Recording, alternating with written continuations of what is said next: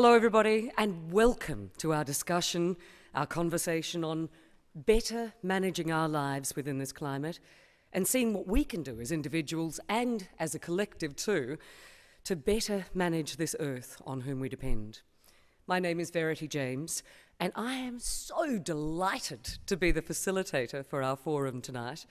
This is going to be a real learning experience. It's a real opportunity for every single person here. And I suspect even for the climate commissioners too, because they're here to listen to your concerns, to your questions, as well as share their amazing knowledge. I'd like to acknowledge the traditional owners of this land, the Noongar people, on whose land we meet today, and thank them for their custodianship over so many centuries. And our climate commissioners today will be, of course, Professor Tim Flannery. Also, yes, feel free. Cheering is acceptable as well. Also, Professor Leslie Hughes. Professor Will Stephan. And Dr. Susanna Elliott.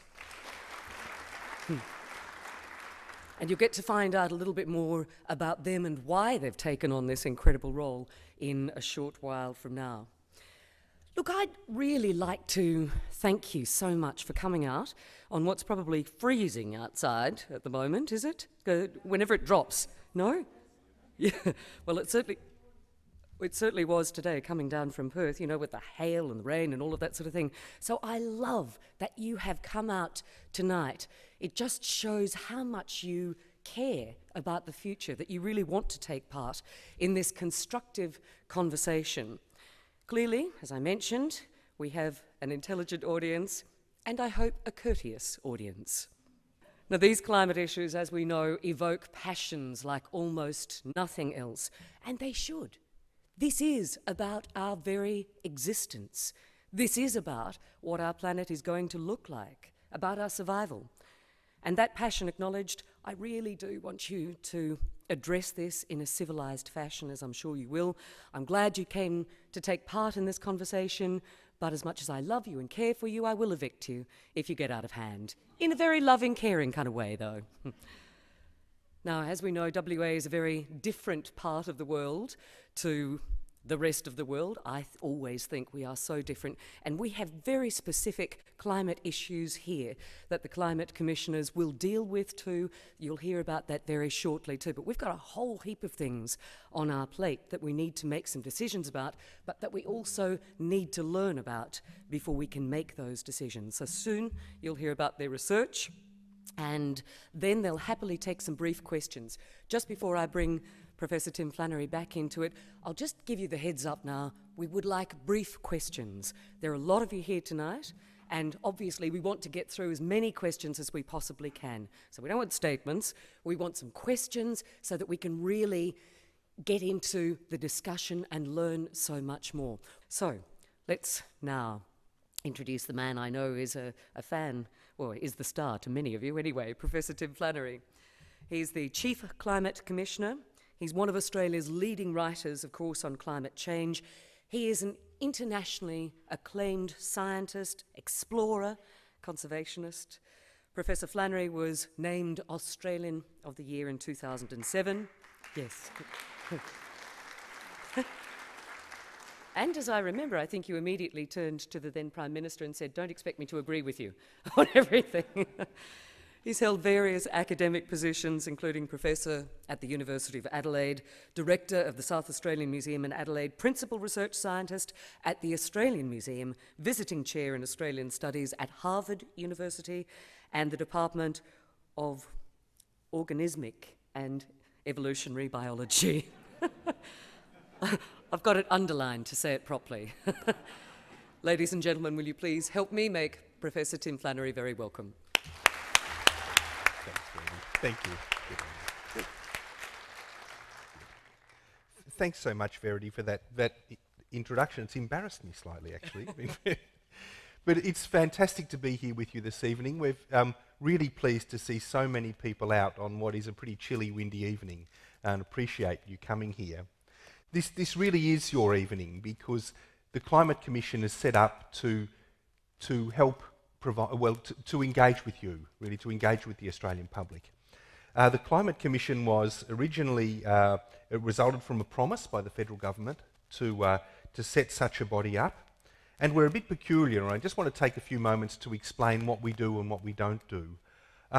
We are independent from government, so we don't do the government's bidding and we don't report back to government. We're a bit like, I suppose, the judiciary or the Reserve Bank or whatever, in that we're funded by the government, but we don't, we're independent of them.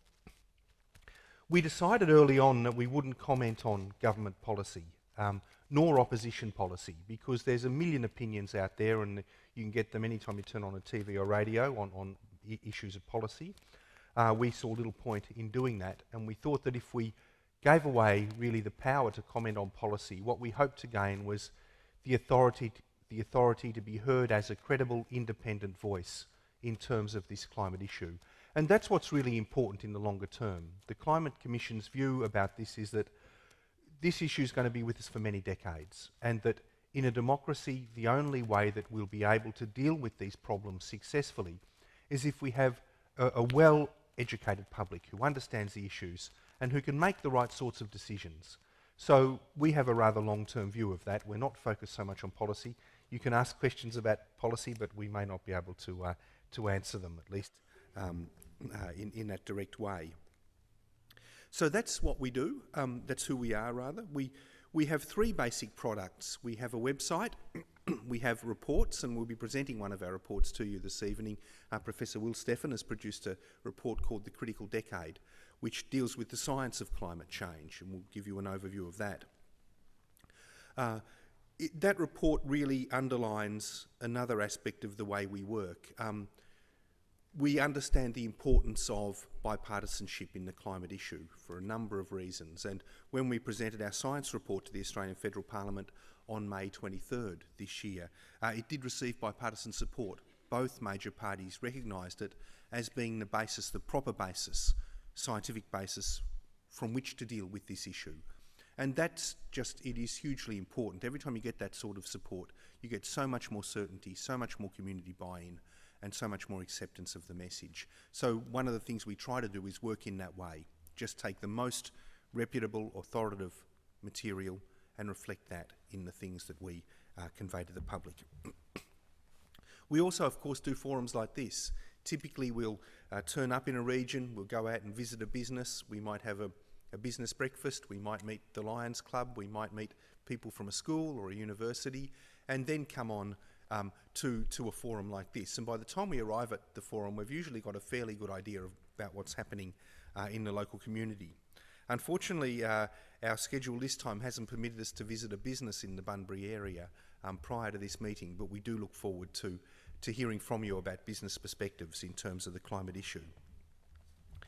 I'd like to just say a few more words about our climate commissioners who are here and ask them to really introduce themselves for you, but also to introduce one of our visitors. Bruce Thom, Professor Bruce Thom, is in the audience here. Bruce is travelling with us at the moment. He's the chair of the federal government's Coastal Climate Committee, and is an expert in areas of sea level rise and so forth. So if you have any questions in that area, Professor Thom, I'm sure, will be happy to answer them. We have two commissioners who are not with us this evening. Unfortunately, Jerry Houston, who has recently stepped down as the president of BP Australasia. He's one of our commissioners. He's stuck in Queenstown in a blizzard, trying to drink his way out of it, as we understand, with some good Pinot Noir. But yes, we wish him the best in that. And Roger Beale, our economist, who was last seen in the East India Club in London, dispensing advice there over a gin and tonic, but he's with us for most of our events, but unfortunately can't be with us this evening. The three commissioners who are here, Susanna Elliott at the end here, and Susanna is an expert in really science communication. And I thought I'd just ask you, as I introduce you all, why you joined the Commission.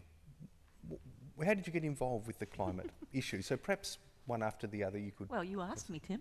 Yes. That was... Now, I think for me, you know, I'm actually a bit of a generalist, really. I'm working across lots of different fields of science. It might be vaccinations one day, it might be climate change the next. And, I just realised that there was a huge scientific consensus in climate science, which I felt wasn't getting through. And so I felt that message really needed to get through, and that's really why I joined the Commission. Okay, thanks. That's good. And I know, Will, you've got a particular path to get to where you've got to, and you are, I should say for the audience, one of the most respected climate scientists on the planet. And at ANU, how did you end up getting involved with things? Yeah, well, it actually goes way back to my childhood. I was born and raised in the middle of America, which you'll probably find out fairly quickly if you haven't already from my accent. And we lived in a fairly small, poor town out in Iowa. And we had one, in the 3 years I was in high school, we had one school excursion. And the one school excursion was to an abattoir in Sioux City, Iowa. So I thought, I've got to get out of this place and do something different with my career. And so I ended up down here at ANU way back in the 1970s, then CSIRO. But one of the things that really struck me was when I was working on an international program about 15 years or so ago on climate change, I started to see the first evidence coming in from the ice cores of what the climate has done in the past. And then I looked at where we might be going in the future, and I said, oh my goodness, this looks like we could be headed into something as drastic as an ice age, but in the opposite direction. This is a pretty serious issue. So after that, I became really interested in communicating it, working on the policy aspects and so on. That eventually took me to the Commission. Great. I must say it's an awesome thought that abattoir work was that was what drove you into climate science, but there we go. Anyway, look, our final commissioner who's with us this evening is Professor Leslie Hughes from Macquarie University. Leslie's an expert on adaptation and impacts of climate change on biodiversity. And again, I'd just be really interested to hear why you got into the area, Leslie. Well, I did my PhD actually on ants and ant behaviour, and after 4 years of following ants around the bush, I was pretty over that, and I was casting around, believe it or not, I know, hard to believe, I was casting around for something else to work on, and my PhD supervisor at the time, and this was about 20 years ago, said, I think climate change might be an interesting issue, and I thought, yeah, that might be something in that. And that was 20 years ago, and I've been working in climate change ecology ever since, and it's one of those topics that once you get into it, it becomes almost a moral imperative to stay in it, because when I first started working on climate change, the impacts of climate change on biodiversity seem to be a long way off, and it's become very apparent in the last decade that they're actually here with us now, so that's why I've stayed in it. Yeah, it's interesting. I mean, my journey to being in this is, I guess, a bit similar to all of yours. I started off in paleontology and modern mammals in the Pacific Islands, and I remember climbing mountain after mountain in Papua New Guinea because I was really interested in the things that lived right in the alpine grassland on the top of the mountain. And I noticed that no matter which mountain I climbed, I saw the same thing, that the tree line was rising, the vegetation was coming up. And I was stupid enough not to actually sort of twig to this, that this was a real fingerprint of climate change. I just thought, oh, perhaps people are burning the grasslands differently or something. And it was only when I got back to Australia, it was some years later, that I, through different circumstances, started to read the scientific literature and thought, well, how could I have been so stupid that as a trained scientist I hadn't actually saw that this was the key issue? And since I made that realisation and read the literature, papers written by people like Will Stephan and Leslie, a bit like them, I've realised that it is the issue of our age, and it's the sort of thing you engage in now or never, because this is the critical decade. This is the time we have to actually go forward and try to address the issue. Having said that, I think we should turn to Will now, and he will give you a bit of an overview of his report, The Critical Decade. It's, I think, a great piece of science, and thank you, Will, for taking us through it. Right.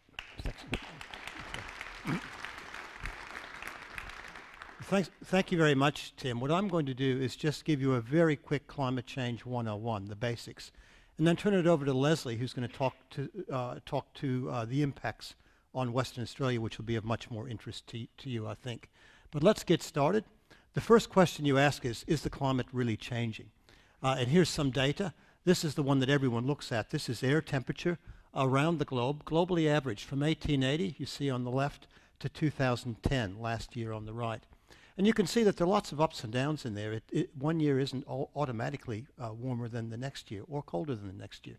But you can see that there's a very strong underlying trend through the last century, and particularly from about 1960 or 1970, the temperature has been rising quite steadily. And we can look at that in terms of the rate. It's 0.2 of a degree Celsius per decade. Doesn't sound like much when you look at it from the aspect of a human lifetime. But when you look at it from a geological time span, that's a very rapid rate of change. But interestingly, scientists actually don't spend a lot of time on that, even though it's an enormous amount of interest in the media and so on. We actually look at that graph. Now that's a graph of ocean temperature. And the reason we do that is that most of the extra heat, nearly 90% of it at the Earth's surface, actually doesn't stay in the air. It goes into the ocean. Ocean covers 70% of the Earth's surface. Water has a much higher heat capacity than air does.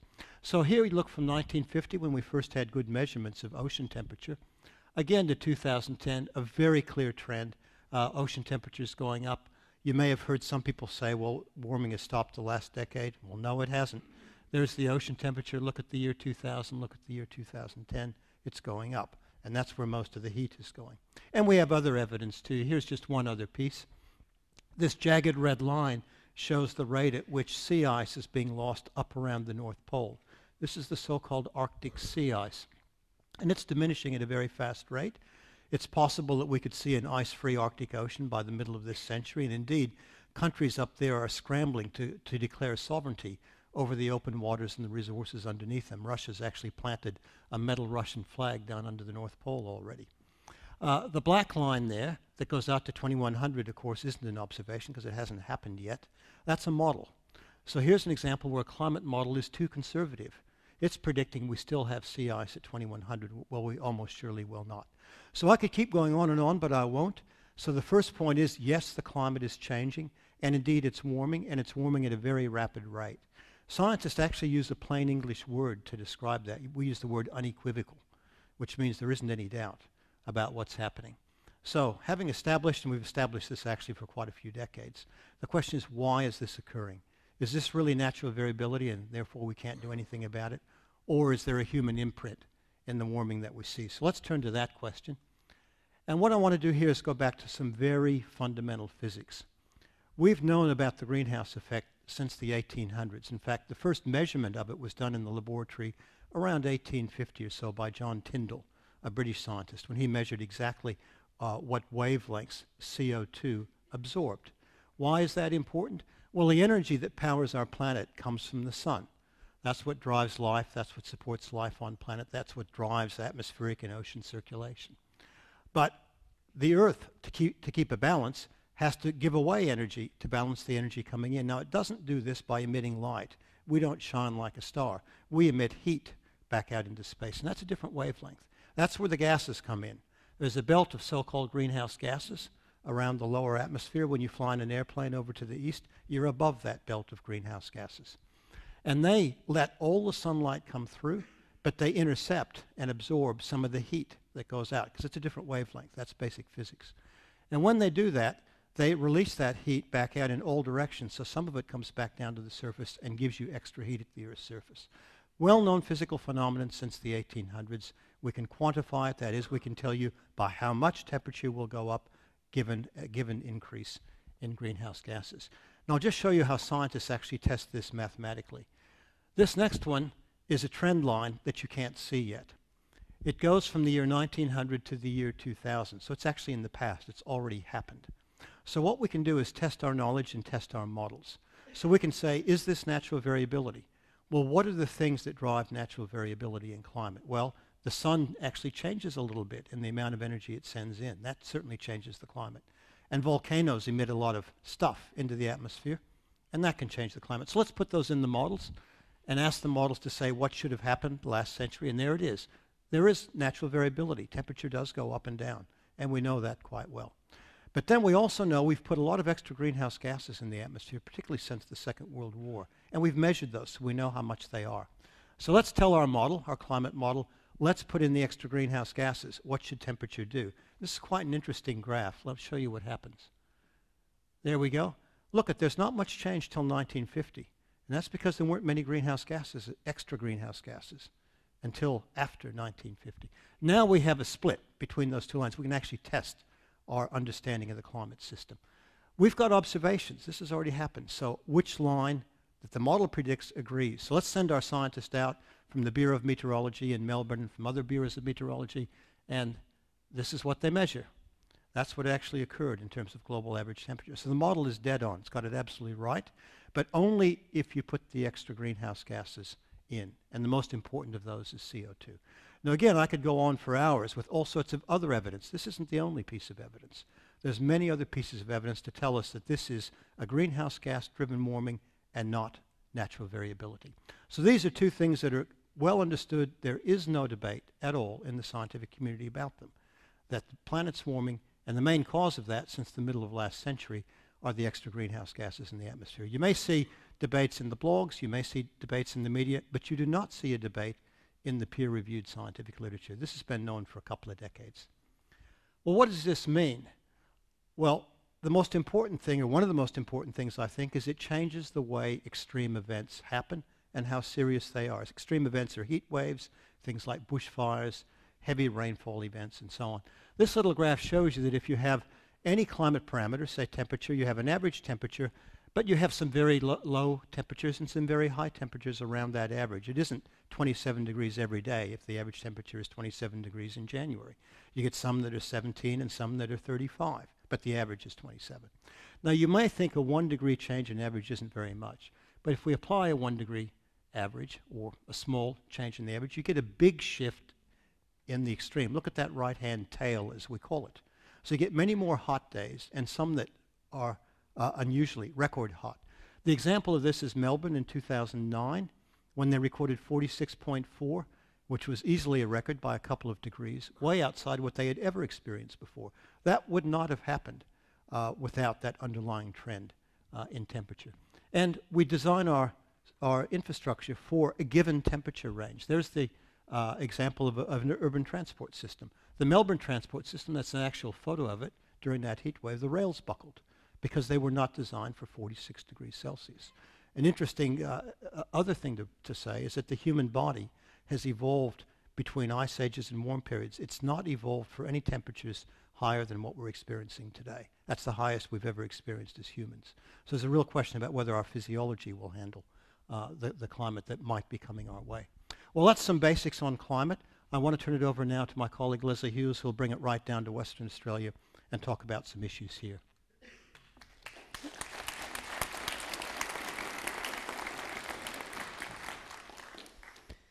Thanks, Will. Well, let's get a bit more local now. And the report that we released today is a supplement to the original Critical Decade report that identifies the regional impacts for Western Australia, with a particular emphasis on the southwest. Okay, well, temperatures in Western Australia have gone up about 0.8 of a degree over the last century, and this is very consistent with temperatures across Australia and indeed across other parts of the world. You all are very aware here that southwest Western Australia has had declining rainfall. Northwest Western Australia, however, has been getting a lot wetter, and if you look at the rainfall over the entire state, it's increased. But where most of the people live and where most of the agriculture in the state is in the southwest, and that's been getting a lot drier.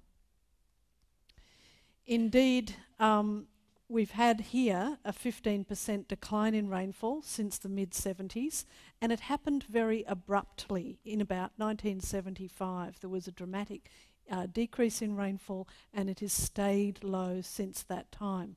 And a 15% drop in rainfall has actually translated into a 40% drop in the stream flow going into the Perth water supply because of the effect on runoff. So what that top graph shows, and it's a little bit faint, if you just look at the horizontal bars, the first horizontal bar, that red one, shows the average runoff into the Perth water supply from 1911 to 1975. The second bar, that sort of light bluey purple bar, is the runoff between 76 and the year 2000 or so. The third bar is between 2000 and about 2006, and then the fourth bar is the time since then. The numbers at the bottom show the average runoff in gigalitres over 3 periods into the Perth water supply. So 177 gigalitres per year between 75 and the year 2000 on average, down to just under 60 gigalitres for the period 2006 to 2010. It was only 13 gigalitres in the year 2010. The impacts on biodiversity, which of course is my research area, potentially in the future are very, very great in this area. The southwest of Western Australia is a very special place. I'm sure you're all aware of it. It's one of the internationally recognised biodiversity hotspots in the world.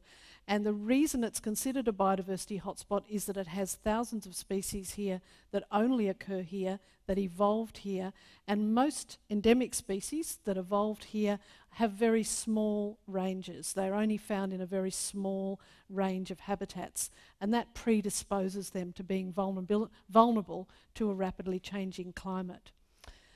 So the biodiversity here is at risk, and we do modelling of the potential impact of climate change on biodiversity, and it consistently indicates that the suitable habitat for many, many species in the southwest of Western Australia will decline quite precipitously in the future. Sea levels are rising globally. Since the 1990s, they've risen about 3.2 millimetres per year across the globe on average, but in southwest Western Australia, you are getting sea level rises that are bigger than almost anywhere else in Australia. They've been rising since the 1990s at a rate of over 7 millimetres a year. Now, sea level rise in and of itself is important, but when combined with potential flooding from intense rainfall events, it puts coastal infrastructure, roads, rail, buildings, and sandy beaches at considerable risk. I want to end with this slide. Our report released earlier this year was called The Critical Decade, really because of what's shown in this slide. So the first part of that slide, that wiggly black line, is the temperature rise that we've had so far that Will showed at the beginning of his talk. And the red area and the blue area represent two possible potential futures for the planet. The blue area is the range of temperatures that we may experience if we are able to abate our greenhouse gas emissions very seriously to keep temperatures below 2 degrees above the pre-industrial level. That 2 degrees is sort of seen as the guardrail above which a lot of dangerous climate change may occur. The red area is what we call the business as usual scenario. You'll notice that it's a very wide area. There's a lot of uncertainty about the estimates, but the main thing about the estimates is that it's predicting very, very substantial increases in temperature. Now, of course, scientists like Will and I deal with graphs all the time. We love graphs, but to people who are not scientists, graphs are, pretty impersonal. So I want to actually make this a lot more personal. I was born in the 1960s, and if I live to the average age of 85, I hope I live that long, that bar there represents the mean annual temperature that I will experience over my lifetime on this earth. I've got 2 teenage children born in the mid-90s, and if they live till they're about 85, that bar there represents the mean annual temperature that they will experience over their lifetime under a business as usual scenario. Now, I don't have grandchildren yet, but assuming I get some when my kids turn around about 30, if they have kids, that bar there represents the mean annual temperature that they will experience under a business as usual scenario over their lifetime. So the challenge that we have is to turn this around and to try to keep temperatures below that 2 degrees level so that my grandkids, your great-grandkids have a future. Thank you. I'll leave it there and I'll hand it back over to Tim. Thank you. That's great. I'm going to close. We're anxious to hear from you and have your questions, so I'm going to close with just 2 slides that deal with just a few of the key issues for the future. What we've found as we go around speaking to businesses, particularly around Australia, is that the need for business certainty is very, very great. Businesses would like an environment that's fair, equitable, and that gives them certainty for future investments. And that's particularly true in the energy sector, where they'll often spend billions of dollars on infrastructure that'll pay back over 50 or so years. So business certainty is important, and bipartisan policy is particularly important in terms of delivering that certainty. As we look at pricing pollution, so we get a shift away from heavily polluting sources to others, this is effectively the way the system works. You place a price on the source of pollution, and then industries, they have a choice. They can either reduce their pollution or they can pay the price. This sort of approach to dealing with pollution issues it's really one of the foundation blocks of our civilization. You can't even have a village of 100 people living together unless they deal with their pollution, yeah? And that always involves a cost, even if that cost is walking over and brushing the rubbish out into the local creek or whatever it is, right? So, and we wouldn't have our civilization as it is today if people hadn't paid that cost. We'd still be ankle deep in sewage and have unbreathable air. Yeah? So this is part of a continuum in terms of how we deal with these issues. So the costs are passed on, particularly in a modern industrial society like ours, to businesses and households, and they've also got a choice. They can reduce their consumption or make low emission choices in terms of the technologies they deploy and so forth. The outcome of all of that is that you get pollution reduced and you get investment in clean energy and in energy efficiency. And that's the start. It's one tool that's used by governments in terms of dealing with this issue. There are also taxes, there's also regulation, there's a whole lot of other approaches, but this is one particular approach that has been used in various parts of the world, particularly Europe. Wherever we've gone around Australia, we've found that there's a great interest in regional communities in the opportunities that'll be unlocked as that model unfolds, as communities can start to generate their own energy solutions. You've got here a big solar array, and there's a system like this being built in Australia over the next few years.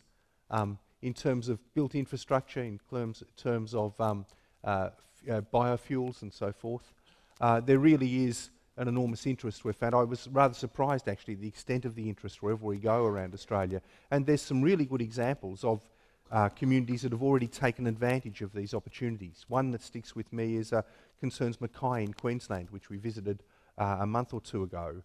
There a sugar refiner had taken their waste product to generate electricity, and we're generating about 40 megawatts of electricity. That's about a third the electricity requirements of the city of Mackay. So, and for that business it was tremendously important because the sugar industry is very unforgiving. There's a global price for sugar. The Brazilians are very, very effective in the way they sell into that market, so everyone else gets a pretty rough ride. And for them, for the sugar refiners at Mackay, having this second leg, if you want, to their business enterprise was tremendously important. It only came about, that investment, by the way, because of the mandated renewable energy target. It's a bipartisan policy, been in place for several years now, that says that 20% of the nation's energy will come from renewable resources by 2020. So good policy can unlock these sort of opportunities for regional economies, and I'll be very interested to hear actually this evening whether there's any initiatives in this area which are being pursued. I think that's pretty much the end. There's issues here about what we can do as individuals and communities and so forth. Probably best to pursue these in question time, because I'm sure that there's lots of opportunities here people will want to share as we take questions. So I think it's time to hand over to you now, Verity, and perhaps take some questions from the audience. Thank you very much, Tim. Thank you to all of our commissioners for giving us a little bit of a discussion about their specific areas. So, if you want to put up your hands, I just want to ask one question before we go any further, and it's to Leslie. Do I have to call you Professor Your Godship? No. To Leslie, what is it that is making Western Australia more affected by the sea than other parts of the world? Why is it that we're having such a big impact? Well, I'm going to pass that question on to Professor Tom over there, who is an expert on sea level rise. So brilliant. If we could have a microphone, could you stand up, please, Professor Tom? As Tim said, I chair the National Coast and Climate Change Council. The question of sea level rise is a very interesting one, because most people think of the sea as just something flat, but it's not. The sea has lots of bumps in it, and those bumps are changing their position around the globe, around the seas, and particularly in relationship to the heating of the ocean. Because as Will showed, in the marvellous diagram that Will showed, was an averaging of the global temperature of the ocean. But different parts of the ocean are differently heated. Now, Leslie also showed, I think, a diagram which showed a great big red area down the Western Australian coast. That was for last summer, and that showed how hot the Western Australian coast got last summer. That also would have coincided with a slightly higher level of the ocean compared to the cooler parts. It also coincided with a bleaching event of the Ningaloo Reef. And because the temperatures went over, I think, 26.5 degrees for a number of days, that bleached the reef. That means that when you get those sorts of phenomena, the sea itself is a very, very mobile thing. Now, averaged out over long periods of time, you start to get these figures of these rates of rise. But why do we get such a high rate of rise on the Western Australian coast, particularly in the southwest at the moment? We're not sure. This is where the uncertainties come in. It's very hard to explain a lot of these regional differences. I've given you one sort of general feel for it, but we as Australians do not have the specific details on this that we would like to have. And particularly this is relevant for planning purposes. When we're looking at land use planning, we're looking at where we keep people, properties, infrastructure out of harm's way along the coastal zone. We have to know what these rates are. And that's the difficult thing that we have to face today. We have to be able to better understand those changes over time. Thank you. All right. If you'd like to put up your hands, if you have a question, then certainly we'll try to get to as many people in the room as we can. I'd like to start here with the lady in the red. Would you like to stand up and we'll get a microphone to you? I'm Bronwyn Mutton from the Cable LCDC, and there's two parts to the question. One, has research shown that climate and rainfall is affected by widespread vegetation clearing? And if so, should there be more regulation to prevent continued widespread clearing of the remnant vegetation to protect this marvellous, magnificent biodiversity in the southwest? Thank you very much for that question. Well, I'll take part one and Leslie part two. okay. Yes, clearing forests can have an effect on rainfall, but let's be clear, the major effect are changes in atmosphere and ocean circulation. That's the main driver of the change you see in southwest WA. But it is exacerbated or increased a bit by the fact that you've cleared a landscape. So it does have an effect, but most of the changes we see in rainfall around the world, including the southwest WA one, are dominated by atmospheric oceanic circulation changes, not by the clearing of land. But to answer the second part of your question, yes, we should definitely, from my point of view, be stopping land clearing everywhere. In the southwest, about 75% of native vegetation has been cleared, mainly for agricultural but also urban settlements. And that's had a big impact on biodiversity before climate change started to have an impact. So I think there's all sorts of good reasons both to reduce the existing stresses on biodiversity, to put carbon back into the landscape by growing trees rather than clearing them, but certainly restoring vegetation, and there are some excellent restoration programs going on in the southwest, such as the Gondwana Links program, is part of the adaptation solution to climate change. Can we in fact just be encouraging farmers perhaps not just to grow, although God knows you've got some of the best milk in this area and wonderful things that you grow too, but should we just be encouraging people to replant that same native vegetation so that whole farmlands in fact can be viable for the farmer as well, but it's native vegetation that will encourage the greater diversity to continue?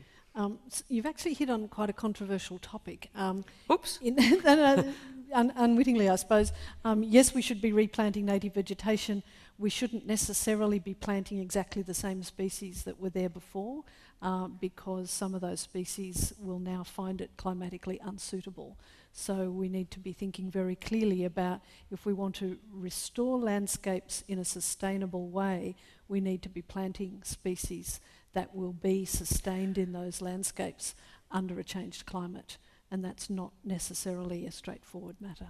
No, it wouldn't be, but surely if we're trying to prevent the temperature from going up, and if we are successful at doing that, then we can keep the species that we had before. Oh, sure. It's a question of timescale. Okay.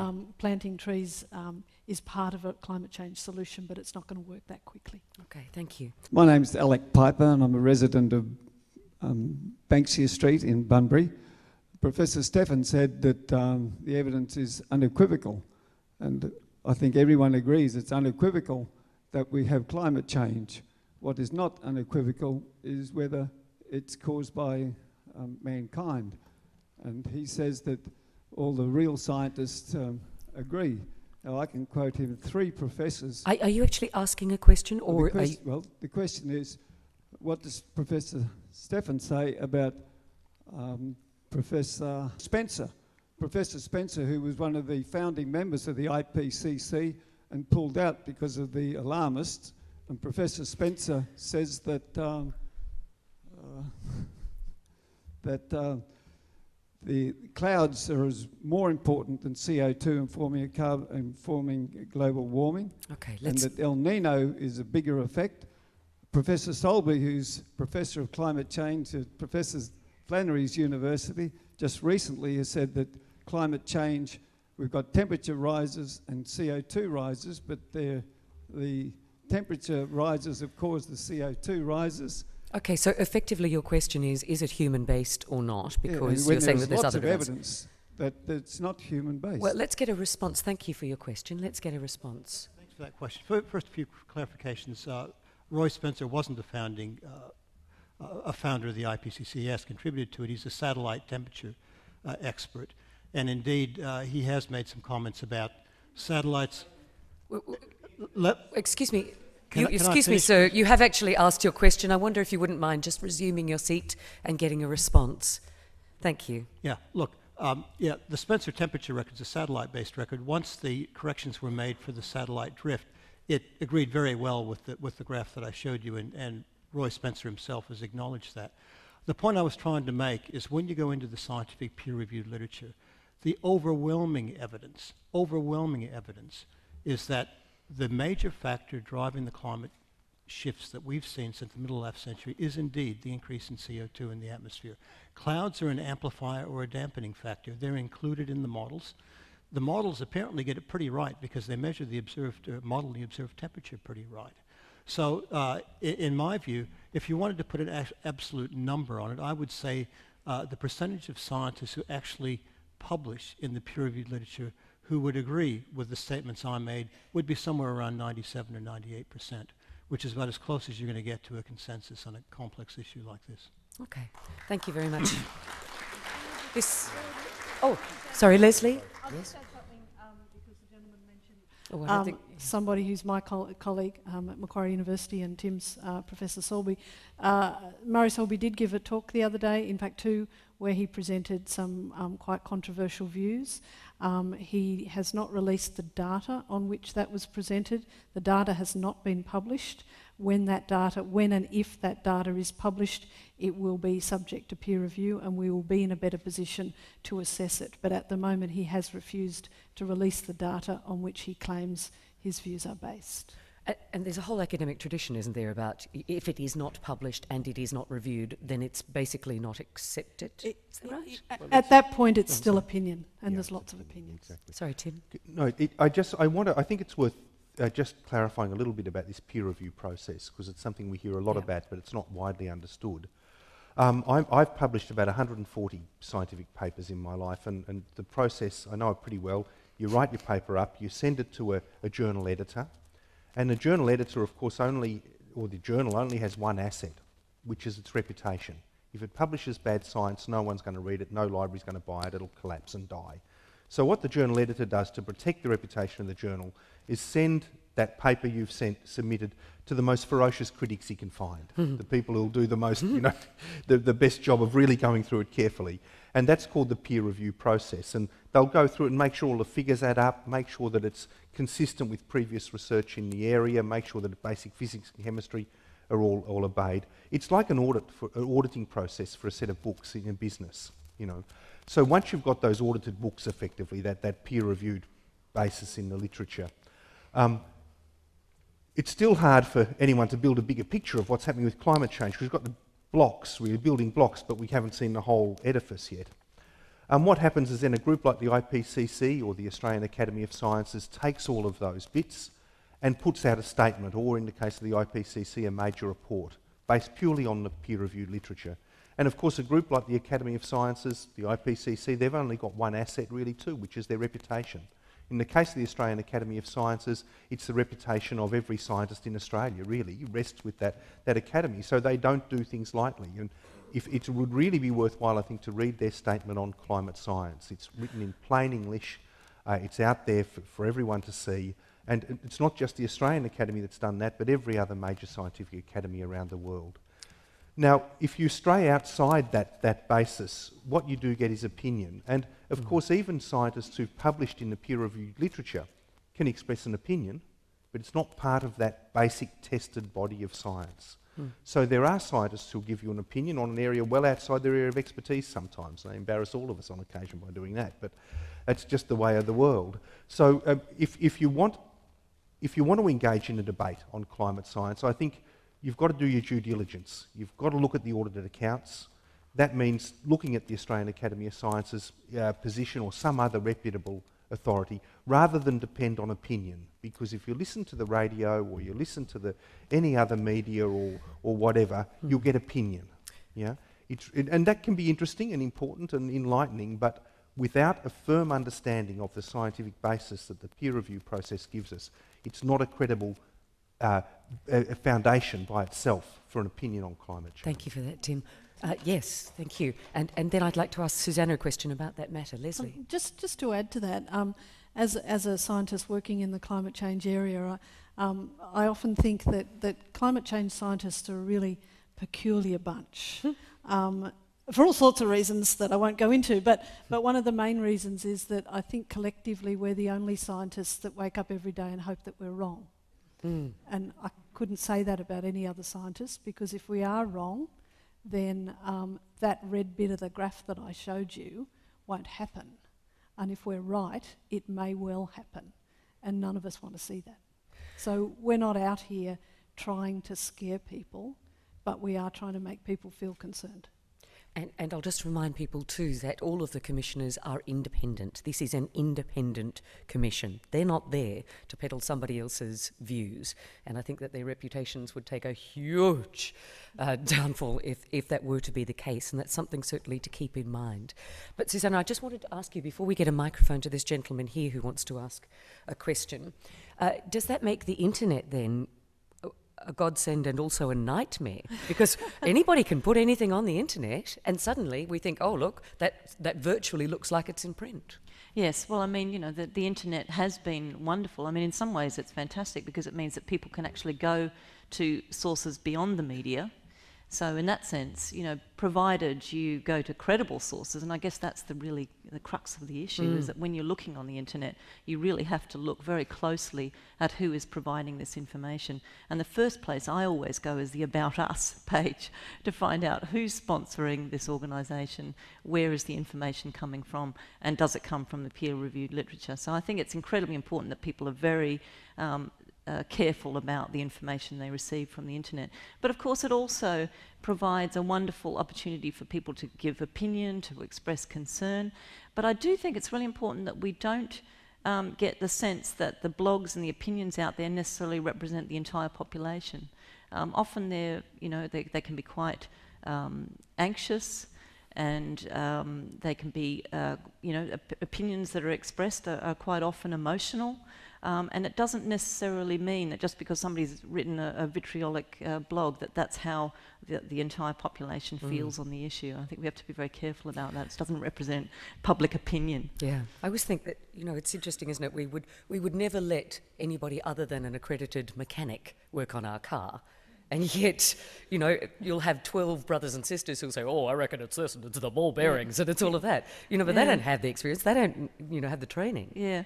I think just on that, actually, what really I find very interesting is that in most fields of science, there are small groups of scientists who have a different opinion. And I think that's quite normal. And there's no problem with listening to those scientists to the extent that they represent the scientific community.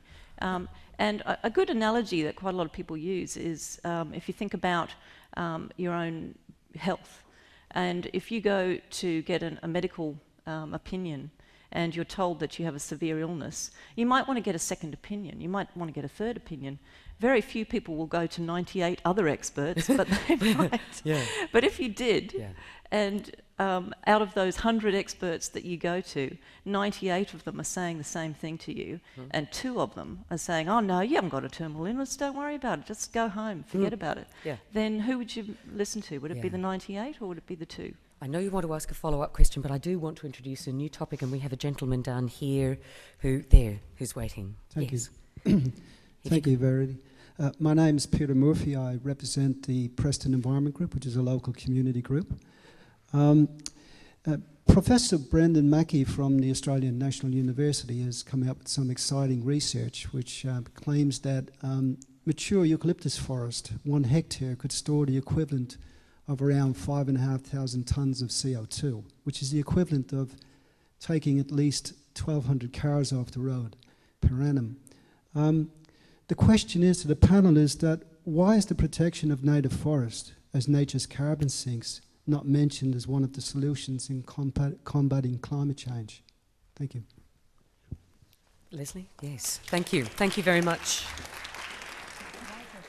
A point of clarification. Were you discussing our particular presentation tonight, or just in general about native forest not being a solution?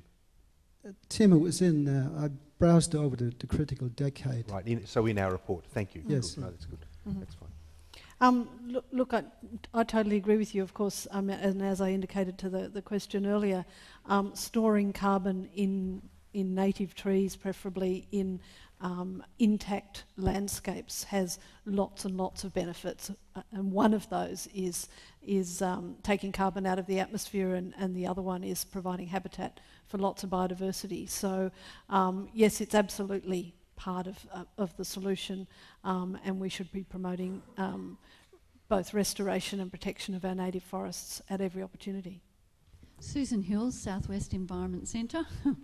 We're getting a go today. I would like to ask the Climate Commission if they are really convinced that simply pricing CO2 pollution will really help to solve the problem without taking note of the population growth and the subsequent economic growth that will also ensue on world population levels. Great, interesting question, thank you. Probably best. Tim? I'll have a go at trying to answer that briefly, if I can, which is difficult. There's no jurisdiction anywhere in the world that just uses one approach to deal with climate change. It's not like we can expect a carbon price to do all of the work that's required. And in fact, we have a number of mechanisms even in Australia. We've got the mandated renewable energy target, we've got various state programs, and so forth. So sure, it's very, I think the way that economists express this to me is that it's necessary but not sufficient to have a price on carbon. You need a series of other mechanisms. They include things like perhaps protecting native forests in Australia's case and so forth. Whether all of those things together can add up to an effective response in the face of a growing global population and the growing consumerism that we see and growing affluence around the world is a really, really important question, and no one knows the answer to it. But if I could say in broad terms that the human population, the UN suggests, their projections suggest, will peak at about 9 billion people by 2050. Yeah? And after that, hopefully will start a slow decline. Can the world feed 9 billion people? My gut feeling is it probably can. We're at 7 billion already, and with more sustainable practices, perhaps we can do that. Can we support the growing affluence of the billions in China and India, people who aspire quite rightly to the sort of lifestyle that we enjoy today? That's a more difficult question. And I think, at least in terms of the climate issue, a lot of the response to that is going to come around the technology issues. After all we want is the light provided, the service that the light gives us this evening with these lights. We don't care whether that's coming necessarily from the burning of coal or from wind in terms of our amenity, you know. So as we move forward, I think we'll see much greater efficiency and a shift to a greener economy that at least opens up the potential for those billions to have a reasonable quality of life in future. Thanks, Tim. I'm going to come back to you, sir, but I wouldn't mind them just having a bit of global warming in here tonight, really. It's freezing, isn't it? Gentleman at the end in the brown shirt, and are they braces? My name is Ziggy, and I'm burgher of this town. I'm living in South Bunbury. Question to the panel. I live long enough. I was working already on computers in 1964.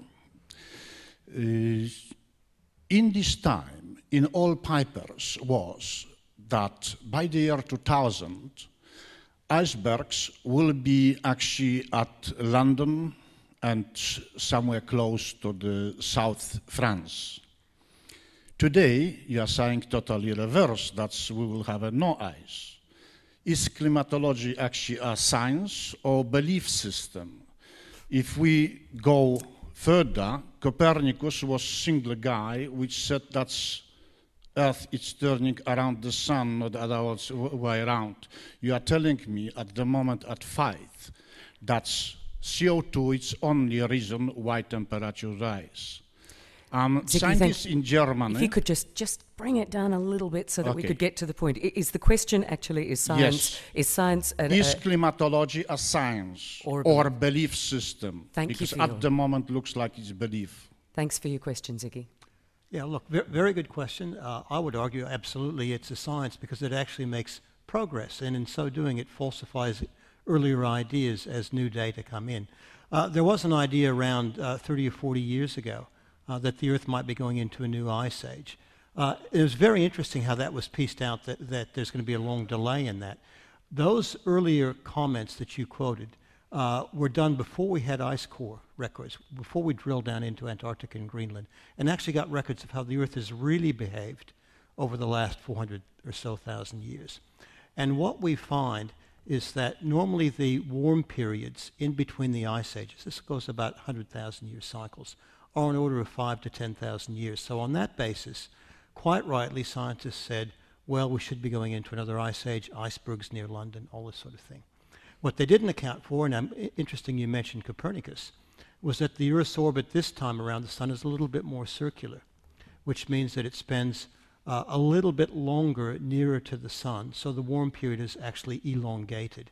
And this happened about 600,000 years ago. We see it in the ice core record.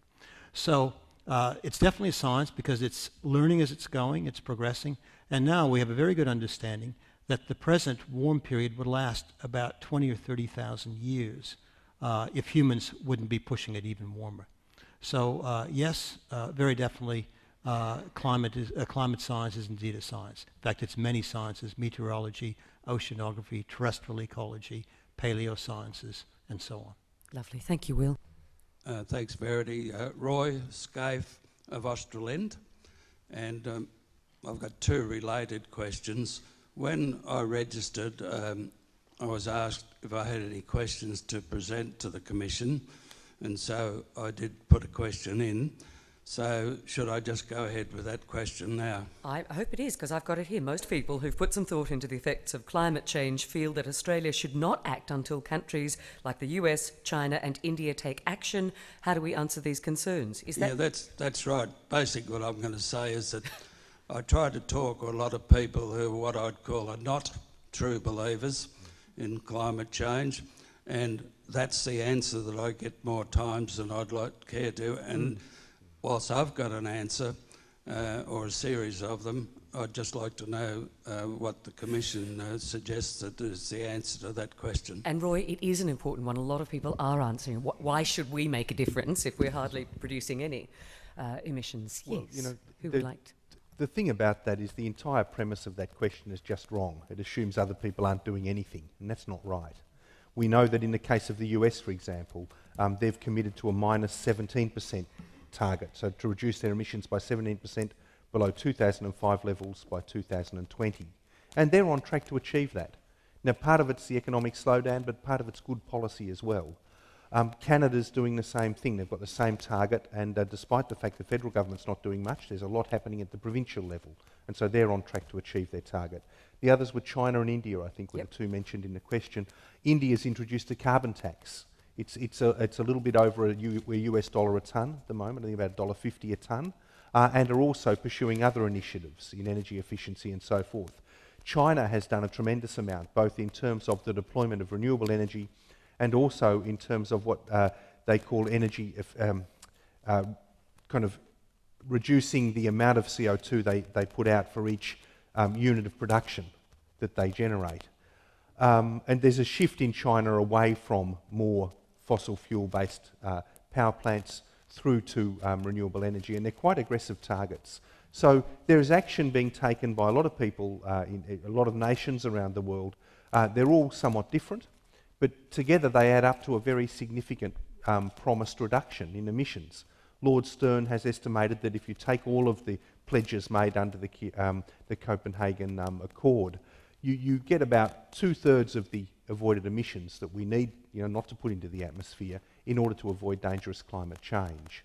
So there is a lot of action happening. Australia is doing our bit, and it's very important in a situation like that where people have made national pledges that they honour them, because if one country defaults on its pledge, everyone else quite rightly turns around and say, well, why are we bothering? Yeah.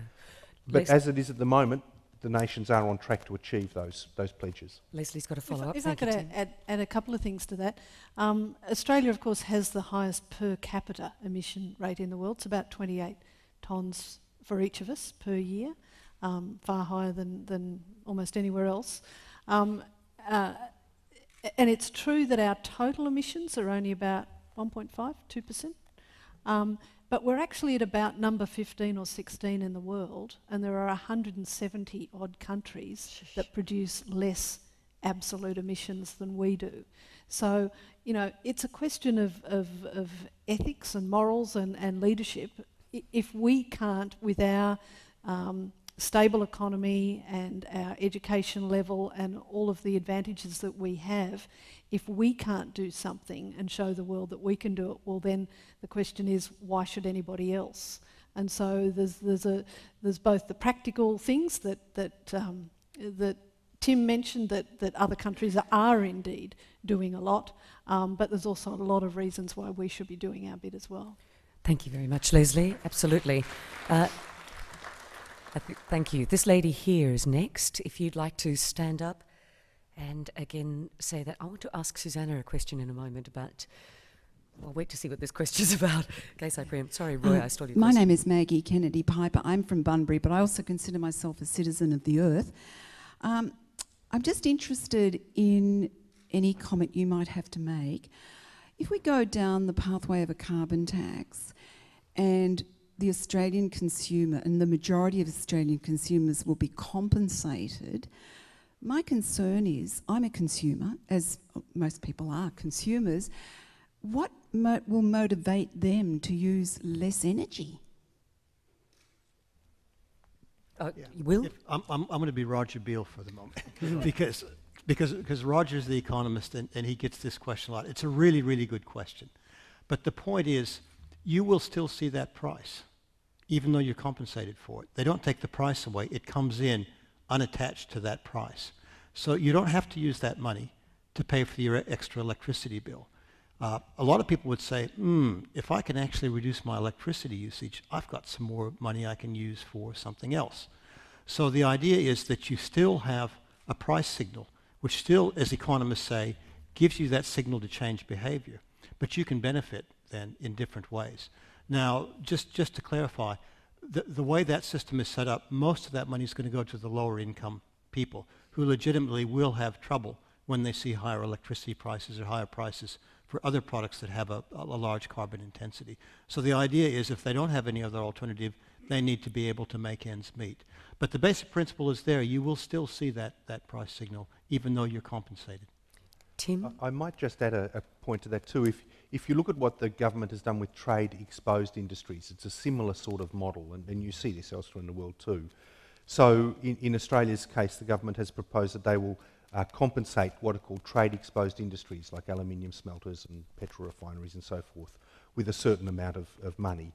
Now, what they've said in those cases is, okay, if you reduce your emissions anyway, you get to keep that money. We're not going to take it away from you. It's a bit like mum saying, here's $20 for lunch. If you only spend 15, you can keep the other 5. You know. I want your mum, $20 for lunch? Well, it's a modern era, Verity, I'm afraid. But there's mechanisms there that even though they're sort of on the surface they don't look as if they're are causing action to reduce emissions, in fact will over time. At least they'll provide the opportunity for that to happen. Okay, thank you for that, Tim. We've got to go to this, there's a man here in just a moment. But Susanna, I just wanted to ask you, before you ask your question, but please feel free to take the microphone to be ready. I wanted to ask you, lots of people will say uranium, that doesn't have emissions. Why aren't we heading more towards that area? How does that compare with carbon modes of fuel? I'm probably not the best person to answer that, actually. I would think either Tim or Will. Or Will? Look, I just say stop talking about uranium, and if you believe it's going to work, get out and do something. Invest some money and start the thing off. Why keep on putting it in the atmosphere as some sort of thing you expect other people to do? Okay, anybody here? Leave now. Just, all right. This gentleman here, yes. My name's Michael Casney. I'm with the Bustleton Environment Centre. A lady behind touched on what I wanted to talk about, and that is population control. And I have 2 small questions on that. One is, why do we never hear all these scientists and all the other scientists talking about it? I mean, population is the underlying cause of global warming. You can't go past that.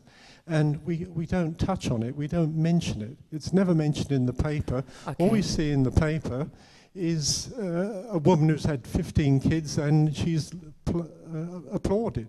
So you'd like to say, okay, that's the first question. Why aren't we talking about population? Why don't the scientists bring population forward as an item and keep pushing it? Yeah. The second part is, should we introduce a carbon tax of $10,000 on anyone who deliberately has more than 2 children? Thank you. Goodness me, I feel like we're in China. You clearly never had to push a baby out. Anyway, thank you for the question. Oh, wow. Who would like to approach population issues? Although Tim certainly did. Tim certainly did say before that there are so many different angles. That's a really good question. I'll only make 2 comments on that. The first one is, if you actually look at the data, and here I'm going to look at the post-World War II data. If you remember that graph I showed at the beginning, where the 2 graphs of just natural variability and the extra CO2 driving climate change, when those diverged was about that time. So if you look at that time, population has gone up 3 or 3.5-fold from 2 billion to 6 to now 7 billion. But consumption has gone up dramatically more. So if you actually look at what's driving the increase in CO2 emissions, population is a factor, but it's overshadowed by consumption. It's a much bigger factor. So that's why most of the emphasis so far has been on technology that changes how we produce the products that we consume, and indeed on our consumption patterns themselves. But you're right, there is no doubt that population is an underlying problem. However, there have been some rapid gains made internationally. Population or fertility rates are dropping in most parts of the world, and as Tim said, we're projecting it to top out between 9 and 10 billion. And it isn't really the control mechanisms of the Chinese model that are the most effective. The most effective thing is education and education of women. That's the single most important thing we can do around the world. The second thing is actually bringing people out of poverty. As people come out of poverty, family sizes drop. So I think if we can get on top of these problems, I agree with you. We've got to stabilize population. There's no doubt about that. But the reason it doesn't come up so much is we got a really acute problem of consumption and the technology that produces it. Thank you very much, Will. This gentleman here in the cream-coloured jacket. Thank you, Steve Dillon. I'm a third-generation farmer from this inland here at Donnybrook, and also local Shire president. I'm not too sure whether I should be alarmed or glad about the predictions of sea rise, Verity, but when the Swan Coastal Plains flooded in X number of years' time, we'll have beachfront blocks in Donnybrook ready for you, okay? But listen, just to be serious about it, obviously I think what I'd like everybody to remember in this room, and also hopefully around Australia as well, this is a global challenge, and therefore there's got to be a global solution to it as well. And I think we can all get emotional, and here we are in Western Australia, we're going to save the planet, and I don't think we're not going to. And I think it's kind of been answered, I suppose, by one of the previous questions that was answered. But the reality is we're doing about 1.4% of the world's CO2 emissions. I think our target is to reduce it by about 5% in the next 10 to 15 years. Now, if you do the maths on that, it's not going to really make much of a difference at all. Now, I can take the leap of faith and, okay, we can put our toe in the water and go ahead as well, but I'm really concerned as a small business owner with my brother on our family farm. My electricity costs are going to go up, my cool store is going to cost more to run, transport's going to cost more as well, and I'm not going to be compensated diddly squat with that. On top, we've got imports and things like that coming as well. So the question is, Verity, it's really, I suppose it's a question of leadership. I understand about doing your bit and providing some leadership as well, but the reality is I've seen it with agricultural tariffs and import tariffs and free trade. We'll go ahead and lead the rest of the world, and the rest of the world, I'll tell you, sits back and they laugh at you. They think you're an absolute idiot. So essentially, it's what are the economic impacts for agricultural people? Well, it is. It's also about okay, it's great to show some leadership, some international leadership for a global challenge. Yep. But just be very, very careful, I suppose. What do we do if we jump in, Tim, and we start ramping up the carbon price and the rest of the world sits back? What do we do? Okay, thank you so much. Okay. Well, look, are we leading the world is effectively the question there, and the answer to that is we're not in any of the areas that we're intending to act at the moment. If you look at a place like Sweden, the carbon tax there is $140 Australian a tonne. It's quite substantial. Even in British Columbia and Canada, the price is now $20, going up to $30 a tonne by 2012. So there's a lot of actions happening around the world. Australia is not leading as such, but everyone is expected under the Copenhagen Accord to do their bit. And I don't think that you're suggesting Australia should default on its pledge there. I presume not. So that's the situation we're in. As far as I'm aware, no one else is intending to default either. The pledges are being met, at least at this stage of the game, and we hope we can move forward that way. But I guess he's also looking at, though, what are the benefits apart from the moral high ground? What are the benefits? Sure. Well, do you want to? Yeah, do you want to? Yeah, a lot of people have talked about the 5% reduction target, and is that really meaningful? And we're only 1.5%. So the 1.5% that still puts us in the top 20 emitters in the world, so everyone expects us to do our fair share. The 5%, the way I look at it is that's stepping stone one on a much longer process to basically decarbonize by 2050 or 2060. And you've got to start somewhere, and in my view, you've got to start somewhere that's achievable, so people start getting confidence, people start investing in different directions and so on. So the idea is that this decade, we start that long journey toward an 80% reduction or more by 2050. And we do that by getting an achievable target. We do that by starting to set investment patterns in different directions toward low or no emission technologies and so on. So we never do the calculation as scientists as to what a 5% reduction in 2020 means, because it's meaningless. It's a first step on that longer journey toward that much deeper reduction target by mid-century. Thanks, Will. Not thanks to the person with the mobile phone. Leslie, quick response from you? Yes, can I just add to that? I sort of look at reducing carbon emissions a little bit like what happens when you go on a diet to lose weight. You know, we often get asked, well, what will 5% do to global temperatures? And to me, that's like saying, if I eat this hamburger or not, what difference will it make to my weight when I'm 65? It's a sort of a non-question, you know. What we're talking about is behavioural change, just like losing weight effectively in a sustainable way, and being healthy is a behavioural change that is ongoing, and denying yourself that first hamburger is the first step along that track. So, you know, I think we have to look long term. As Will said, we have to make a start. The start that we are making is a doable start, but hopefully it will be more effective. The other response to your question, you mentioned that this is a global problem. Indeed it is, but the impacts will be felt locally. And so there are a hierarchy of things to be done. There are global agreements that we should aim for, but there are also local and individual things that we all need to do in order to achieve that global. I just wanted to pick up with Susanna had a comment then. I was just going to take Roger's words again. You know, although Australia's emissions are around 1.4, 1.5%, that's actually very similar to a number of other countries like France and Italy. And if all of those countries that are around 1.5% say, oh, well, it's only 1.5%, then, you know, it's really, we're going to be up the creek, basically, if everybody says that. Thank you for that scientific assessment.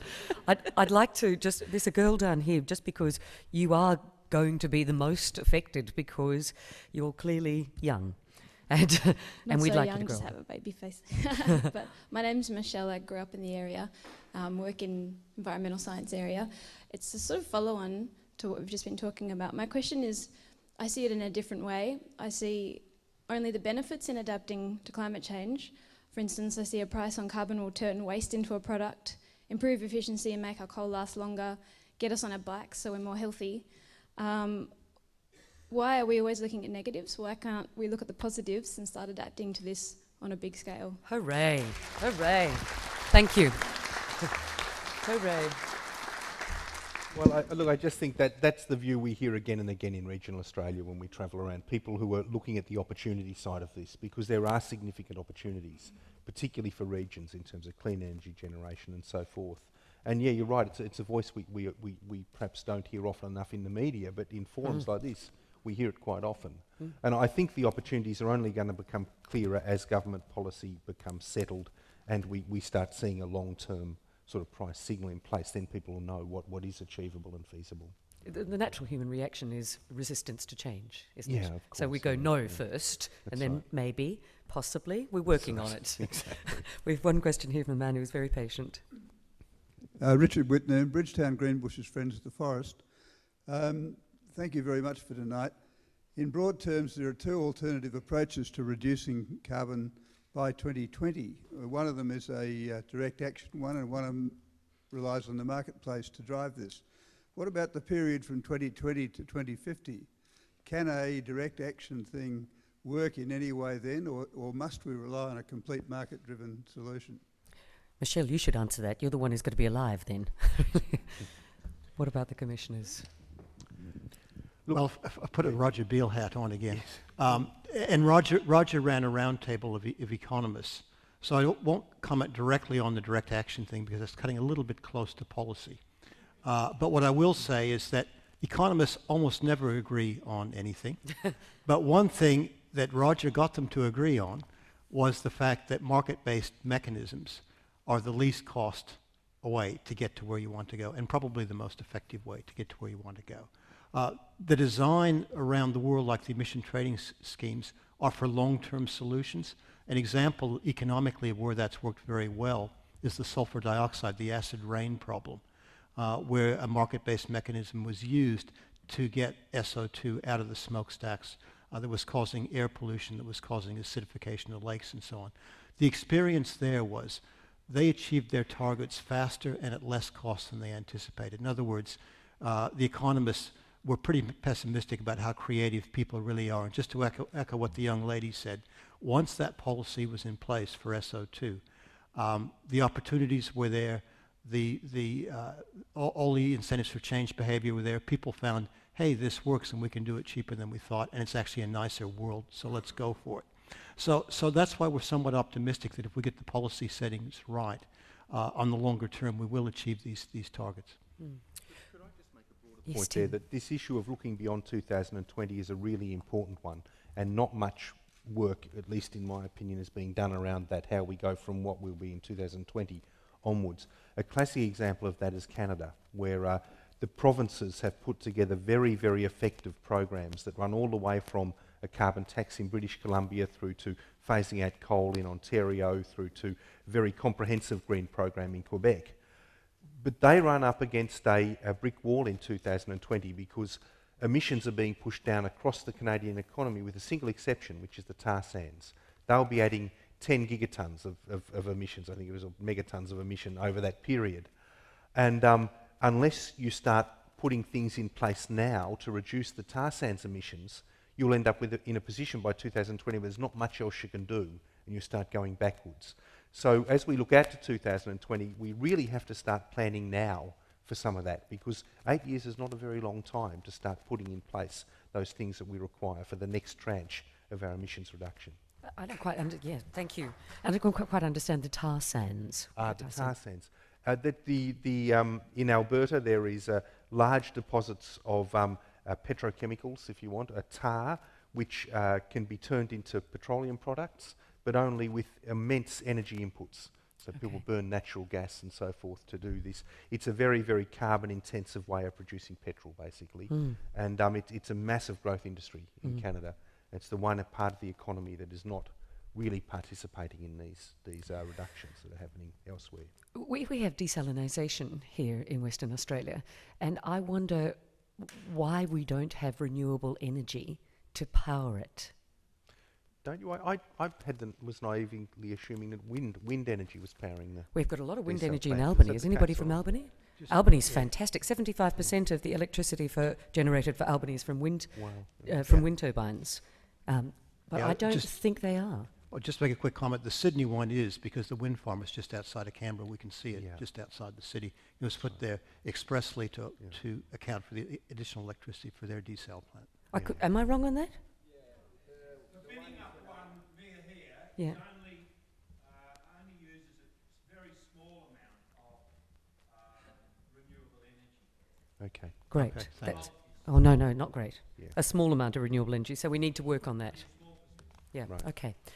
One of the things, ladies and gentlemen, we have come to almost 7 o'clock, and we have encountered a lot of your questions, and the gentleman here in the brown jacket, I know that Tim really wants to come back and talk with you, but I wanted to include a lot of other topics, which we have done, but please seek him out in the foyer, because we're going to join together for refreshments, and he was the one who said, let's talk again to that gentleman, so he will. So I don't want you to feel as though, you have been dismissed at all.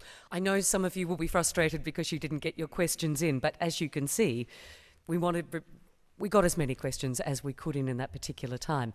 Can I say, just before I invite Professor Flannery to do a little wind-up of tonight, thank you. You were a fantastic audience.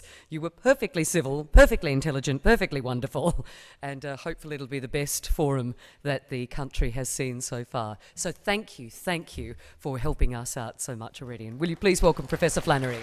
Thanks. Well, thanks so much, Verity. I don't think we've ever had such a great compere and such a great audience. It's been a really broad-ranging series of questions. We've certainly learnt a lot as climate commissioners through coming here today, and I look forward to learning more over a cup of tea or coffee afterwards. But once again, thank you for coming. It's tremendously important. Could I just suggest that if you want to do something else around this issue, just take back the discussions that we've had tonight to your friends and family and associates.